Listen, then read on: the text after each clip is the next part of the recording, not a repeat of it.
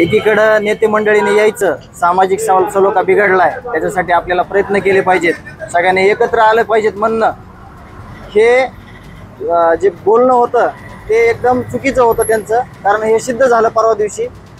या आरोपीचं समर्थन करणाऱ्या लोकांचं त्या व्यक्तींनी, त्या नेत्यांनी कधी निषेध केलेला बघितलं का 2 दिवसात? जर त्यांना सामाजिक सलोखा तयार करायचा आहे तर पहिले त्या लोकांचा निषेध त्यांनी केला असता, त्या लोकांना समज दिली असती. परंतु फक्त हे सगळं खोट आहे, सगळं कटपुतलीचा खेळ ह्यांनी लावलेला आहे. आणि जे देशमुख कुटुंबियावर अन्याय झालेला आहे त्याच्यामध्ये हा अन्यायच आहे.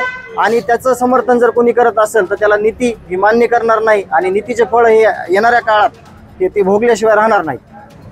कशा पद्धतीने निषेध करणार या संदर्भात तुम्ही काही तक्रार वगैरे करणार आहात त्या लोकांविरोधात? नाही, SP साहेबांना मी लिगली फोन केला होता की या व्यक्तीविरुद्ध मला काही तक्रार करता येईल का. तर नक्कीच साहेबांनी मला जे सूचना दिलेल्या आहेत त्याप्रमाणे आमचे मसाजोग गावकरी हे कालच निघाले होते तिकडे बालाघाटावर. परंतु आपण कुठेही कायदा आणि सुव्यवस्था त्याचा प्रश्न निर्माण होईल असं वागण्याचा कधी प्रयत्न करत नाहीत. कुठलाच मराठी सेवक करत नाही. किंवा आदरणीय मनोज दादा एवढे लाखाचे मोर्चे झाले, बैठका झाल्या, सभा झाल्या, कुठेही चुकीचं काही गैरकृत्य घडू दिलं नाही आणि घडणार देखील नाही.